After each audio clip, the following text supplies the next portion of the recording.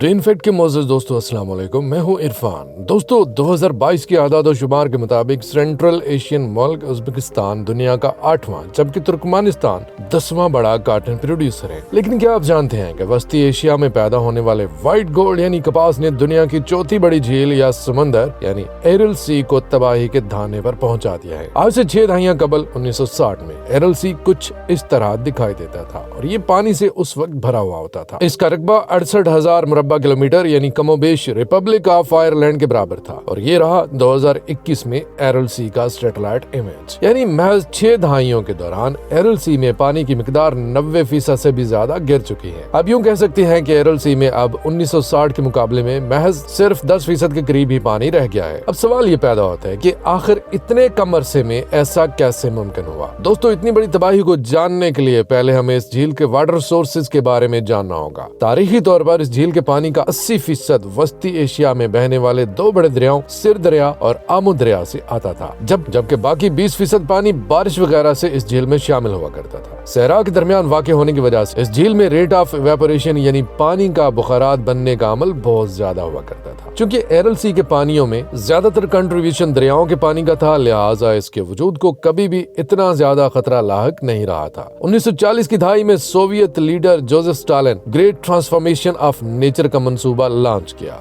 इसी great plan के तहत सोवियत हुकूमत ने लैंड डेवलपमेंट और ज़राअत पर कई छोटे बड़े मंसूबों पर काम का आगाज किया। इन सभी मंसूबों में आमू दरिया और सिर दरिया से भी सैकड़ों नहरों की खोदाई शामिल थी ताकि वस्ती एशिया की बंजर सरजमीन को ज़राई मकासद के लिए इस्तेमाल किया जा सके। आमू दरिया से 1954 में निकाले जाने वाली कराकोरम कैनाल भी स्टालिन के इसी प्लान का हिस्सा थी। इसकी तकमील 1967 में हुई और ये तुर्कमानिस्तान की तकरीबन 1.25 मिलियन हेक्टेयर जमीन को सैराब करती है। सोवियत दौर में बिलखुसूस उज़्बेकिस्तान और तुर्कमानिस्तान में नहरों का एक वसी नेटवर्क मुतारिफ करवाया गया ताकि यहाँ कपास की काश्त को मुमकिन बनाया जा सके। ये मंसूबे थे तो बहुत अच्छे, वस्ती एशिया में इनके आगाज से ही ज़राई सरगर्मियों में इजाफा भी हुआ, लेकिन ये ज्यादातर इनएफिशिएंट थे। अंदाजों के मुताबिक सोवियत दौर में निकाली गई इन नहरों में से 30 से लेकर 70% तक पानी जाया हो रहा था। इस पर मजीद ये हुआ कि 1973 की यौम कपूर वार के बाद मिस्र ने एक समझौते के तहत न सिर्फ इसराइल को तस्लीम कर लिया बल्कि सोवियत ब्लॉक से भी दूर होने लगा। यही नहीं, जब सोवियत यूनियन ने 1979 में अफगानिस्तान पर हमला किया तो मिस्र ने अफगान मुजाहिदीन की हिमायत भी की। इसके रिस्पांस में सोवियत यूनियन ने मिस्र को हथियारों की सप्लाई बंद कर दी। बदले में मिस्र ने सोवियत यूनियन को एक्सपोर्ट होने वाली कॉटन पर पाबंदी आयद कर दी। अब सोवियत यूनियन ने वस्ती एशिया की सरजमीन से कॉटन की पैदावार पहले से ज्यादा हासिल करने का प्लान किया और दोनों दरियाओं यानी आमू दरिया और सिर दरिया से और भी ज्यादा पानी निकालना शुरू कर दिया। इसका फायदा ये तो जरूर हुआ कि तुर्कमानिस्तान और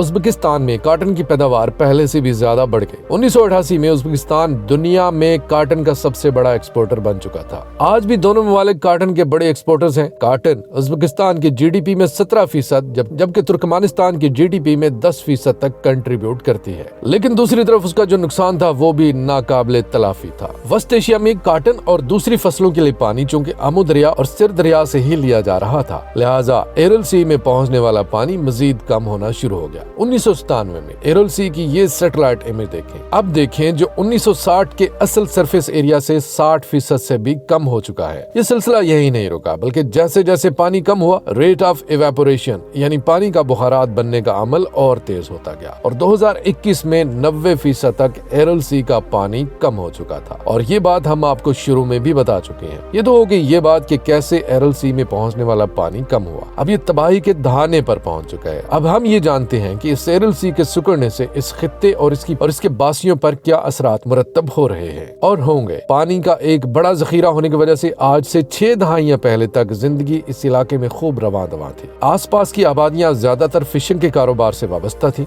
लेकिन जैसे जैसे एरल सी के पानी में कमी वाक़ होना शुरू हुई समंदर का पानी यहाँ आबाद बस्तियों से दूर हटता चला गया। इस वजह से लाखों लोग यहाँ से हिजरत करके दूसरे इलाकों में जाकर आबाद होने पर मजबूर हो गए। जब एरल सी अपने जोबन पर था तो यहाँ जाहिर है बहरी जहाज और कश्तियां भी चला करती थी। तिजारती सरगर्मियां भी हो रही थी, हजारों अफराद का रोजगार इससे वाबस्ता था। लेकिन पानी खत्म हो जाने के बाद जो बहरी जहाज और कश्तियां जो किसी दौर में समंदर में चला करती थी वो तो यहाँ मौजूद है, लेकिन समंदर इस जगह से गायब हो चुका है। अगर अब आपको यहाँ जाने का मौका मिले तो खस्ता हाल और जंग आलूद बहरी जहाज और कश्तियों के ढांचे आपको जरूर देखने को मिलेंगे। सहरा में एक बड़ा वाटर बॉडी होने की वजह से जब मौसम सरमा के दौरान साइबेरिया से यकबस्ता हवाएं इस रीजन का रुख किया करती थी तो एरल सी की सतह से उठने वाले गर्म बुखारात इस टेम्परेचर को किसी हद तक नॉर्मल कर दिया करते थे। यूं आसपास के इलाकों में दर्जे हरारत काबिल बर्दाश्त हद तक ही रहा करता था। ऐसे ही मौसम गर्मा में रेडिएशन और सूरज की तपश को समंदर का पानी जाहिर है अपने अंदर जज्ब कर लेता था और आसपास के इलाकों में दर्जे हरारत मोतदिल रहा करता था। अब जाहिर है सब कुछ वैसा नहीं रहा जैसा कभी हुआ करता था। दोस्तों, खुश्क होते एरल सी ने अपने पीछे एक बहुत बड़ा सहरा छोड़ा है जिसे एरल कम डेजर्ट कहा जाता है। एरल सी का पानी चूंकि बाकी समंदरों के मुकाबले में ज्यादा नमकियात रखता है, लिहाजा इसके सहरा की रेत में नमकियात की मिकदार भी बहुत ज्यादा है। यहाँ से जब सहराई तूफान उठते हैं तो वस्ती एशिया के करीबी इलाकों की ज़राई जमीन को अपनी लपेट में ले लेते हैं। ज्यादा नमकियात ज़राअत के लिए ज़ाहिर है नुकसानदेह होते हैं। इन नमकियात को जमीन से ड्रेन करने के लिए दरियाओं से और भी ज्यादा पानी निकाला जाता है। इसका एक नुकसान तो ये है कि समंदर में पहुंचने वाला पानी मजीद कम हो रहा है,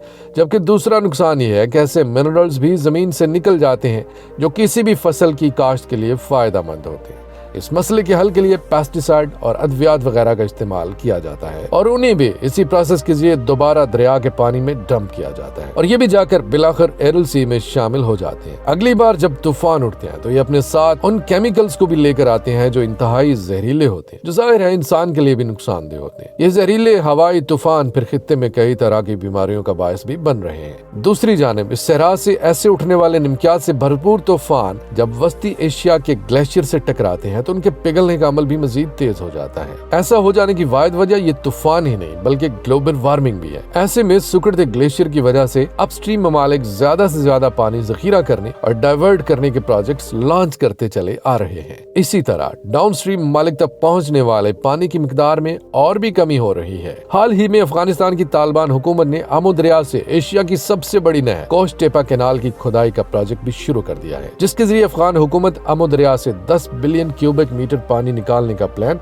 बना रही है। तालिबान के इस मेगा प्रोजेक्ट के बारे में हम एक अलग वीडियो भी क्लिक कर चुके हैं, आप इसको इस आई बटन पर क्लिक करके देख सकते हैं। दोस्तों, इसी तरह के प्रोजेक्ट की वजह से जहां एरल सी में पहुंचने वाला पानी कम हो रहा है, वहीं अपस्ट्रीम ममालिक और डाउनस्ट्रीम ममालिक के दरमियान महाज आराई की सूरत हाल भी पैदा हो सकती है। जैसे कि हाल ही में उज्बेकिस्तान और तुर्कमानिस्तान ने कोस टेपा कैनाल पर अपनी तहफ्फुजात का इजहार भी किया है। दोस्तों, ये तो हमने जान लिया कि एरल सी कैसे अपना वजूद खोता जा रहा है, लेकिन सवाल आपके जहन में ये भी आ रहा होगा कि इसको बचाने के लिए कोई इकदामात भी सोवियत दौर में या उसके बाद किए गए हैं या नहीं। तो दोस्तों, इसके मुताल्लिक इब्तदाई तौर पर सोवियत दौर में इकदामात का आगाज भी हुआ। 1987 में एक प्रोटोकॉल के तहत आमो दरिया के उस वक्त की औसत 75 बिलियन क्यूबिक मीटर सालाना पानी में से 63.6 बिलियन क्यूबिक मीटर पानी वस्ती एशियाई रियासतों और अफगानिस्तान के लिए मुख्तस किया गया था, जबकि बाकी पानी एरल सी के लिए ही महफूज किया गया था। लेकिन इसके कोई खातिर खा नताइज बरामद नहीं हुए और एरल सी सुकड़ता ही चला गया